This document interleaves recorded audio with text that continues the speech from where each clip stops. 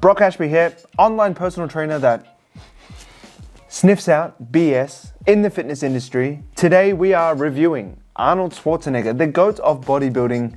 We are reviewing his current workout routine. And I'm really interested to see how his training has changed now that he's 75.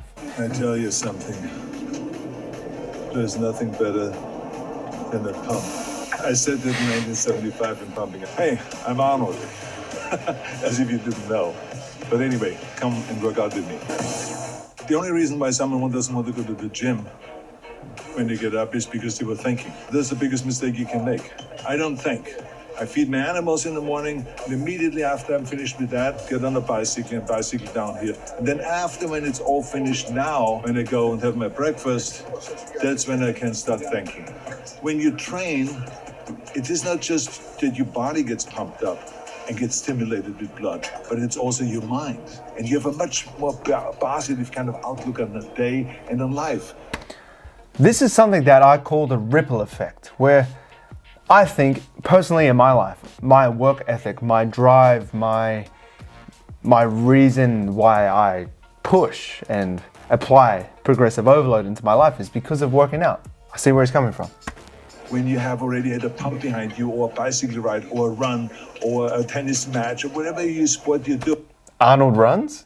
You gotta get this out of the way, because then you feel good for the rest of the day. Everything is kind of like looking through a dark glasses versus looking through a regular glasses. You know, it's like everything looks brighter. The research actually does support this as well. Exercise is medicine in mental health as well, and it's shown that exercise helps reduce things like depression and anxiety. My body and bodybuilding gave me everything. I don't know if I wouldn't have gotten into bodybuilding if I would have gotten the clear vision of where I wanted to go in life. I don't know if I ever would have gotten the message that you have to work your ass off in order to get anywhere, in order to be successful. Do not consider yourself a self-made man, which is bullshit, but to know that everyone is helping you. I love this outlook, and I feel like in this current era that we're in fitness, it's kind of like, you know, headphones in and just I do me. But when you watch the Arnold Netflix documentary, you see that they don't have headphones. They probably weren't invented. Maybe they were huge, but they just trained. They were focused on mind-muscle connection. They were laughing. They were hanging out as boys, and they were getting jacked at the same time, putting in work, but it was also fun to them. And I think that we could learn a lot to the way that they trained back in the day, as opposed to just like putting your headphones in and just blocking everyone out. I think the gym culture, gym community, fitness industry would be a lot better if we all just kind of got along and not had chicks with tripods trying to catch guys staring at them. You know, Hercules in New York, Terminator, Commando, Predator, all of those movies, including Twins and Total Recall. I was in good shape then. I worked out 2 hours a day. If you call that good shape, come on, bro. Give me a chance. After having had several heart surgeries and then having had surgeries on my shoulders and knees and all of those kind of things, it's important to kind of protect my body and do therapy training at the same time.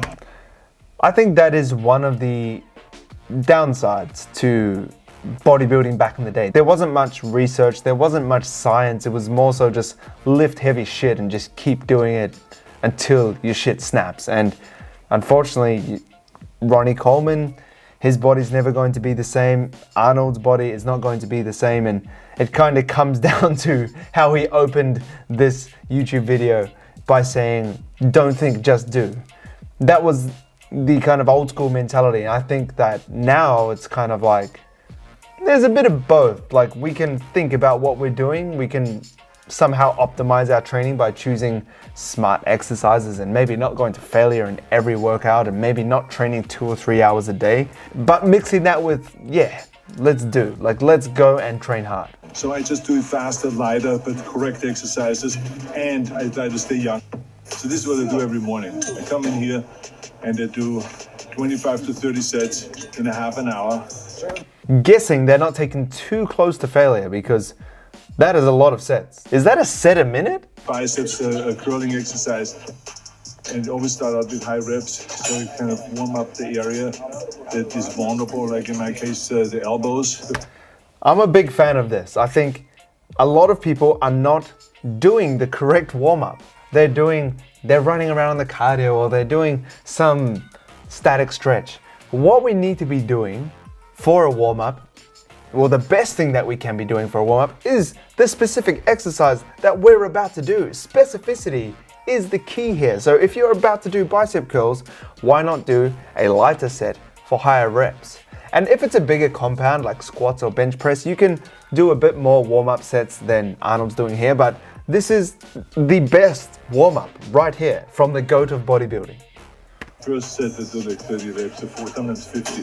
It's just for the elbow protection. Tricep extension exercise. No different than when you do squats, you warm up the knees. Or when you do deadlift, you warm up your lower back. In order, it's always important to warm up and then cool down. So right here we have a superset of arms, biceps into triceps.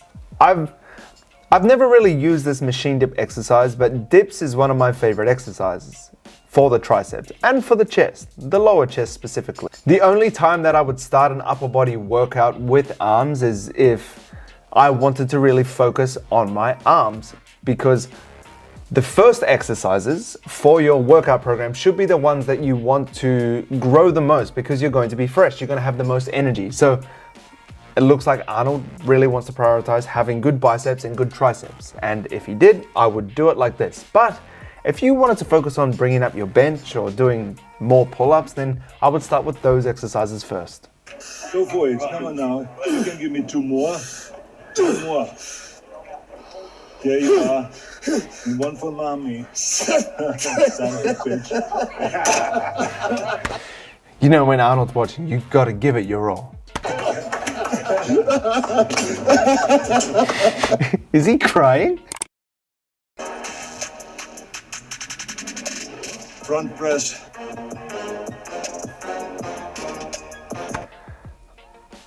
I'd like to see some more range of motion from Arnold, locking out at the top. That's all I'll say. 4, 5, 6, 7, 8, 9, 10, and hold it up there, hold it up there. Hold it, and then slowly down, slowly down. Arnold loves ending each set with a 5-second iso hold squeeze. I've paused it there because for the overhead press, or the shoulder press machine which he's on, the hardest part of the rep is actually at the bottom. And that's where we're going to get the stretched position, which is where we generally build the most muscle. So holding the 5-second iso hold squeeze, which is what Men's Health is saying here, I would prefer that to be just above the bottom, and then he can drop down, because holding it here, this is not hard. This is not where the shoulders are challenged most. We're stacking here. So the weight is just coming down on our bones, really. So if you did want to challenge your anterior deltoid or your shoulders, you'd want to do it just above the bottom. So you're stretching out the deltoids, holding it, and then putting it down there. That's going to be better for growing your shoulders. You gotta have fun. We always have fun when we work out. Massively important. Lateral raises on the machine. Because so many people make little mistakes when they exercise, and then they wonder, why am I not growing? Why am I not progressing? But they do the exercise the right way. If you do it from the beginning to the end, one nice motion, you can really tell. I agree. A lot of people are training with incorrect form. A lot of people are seeing stupid shit on TikTok and trying to do it. And the thing is, just because a post has gone viral does not mean it is the best post for you to do. A lot of people, a lot of influencers, fitness influencers, are posting because it gets engagement, not because it's educational. There's a very big difference, and we have to discern the difference, or else we're going to end up snapping our shit up. Then it goes right into the deltoid. Quick tip for the lateral raise. When we're doing the lateral raise, it is the hardest at the top. So we're hitting the medial deltoid in the shortened position. However, if we really explode out of the bottom, it's hitting the deltoid in the lengthened position. So depending on how you execute the exercise depends on what position is the hardest for the exercise. Rear deltoid exercise. Today I did front press, lateral raises on a machine, rear deltoid exercise. So we can cover the front, the side, and the rear deltoid, just like in the old days. But in the old days, we did like 30 sets for shoulders. Now I think this is very important to building well-rounded delts, training them in a balanced way. A lot of people have overdeveloped anterior deltoids because our anterior deltoid, or the front of our shoulder, is being worked in our chest exercises as well. Dumbbell chest press, barbell bench press, flies, incline, decline, dumbbell chest presses. Our anterior deltoid is getting worked. What isn't really getting worked is our medial deltoid. That's when we do our lateral raises. People are getting pretty good at that, but a lot of people are forgetting about their rear deltoids by doing rear deltoid flies, rear deltoid rows, and other rear deltoid exercises as well. The 15 sets. If you want to go to the gym every day and you want to work out every day and do a bike ride every day and do the training, whatever training it is, every day, then you roll out of bed and you don't think. Most important thing is don't think, just do. That's where I have to chime in. I think it's all right for Arnold not to think. He's done this for years. He's 75, he's lifted since he was young. He's got a lot of experience, he's got a lot of knowledge under his belt. Some of it's a little bit questionable, a little bit old school, just do it. But I think for most people, it is good to have a bit of method behind the madness. There's a time to think and there's a time to do. So you roll out of bed, you put your clothes on, and you go. But I love the fact of just do, just take action and just do. That is how you make progress, by taking action. A lot of people, look, yes, people need to think, but some people think too much. Oh, I need to optimize my program. I need to optimize my sleep through the circadian rhythm. I have to optimize the time I take creatine and beta-alanine. I have to face the eastern sun when I'm doing the bench press because that's going to help the sun gods make me stronger. Look, there's a balance. We don't think about everything, overanalyze and do nothing. We also don't just get up out of bed and just roll and just do. There has to be some in between. There has to be some nuance. Structured program, a diet tailored to your goals, good sleep, supplements if you want, high protein diet, let the gains come.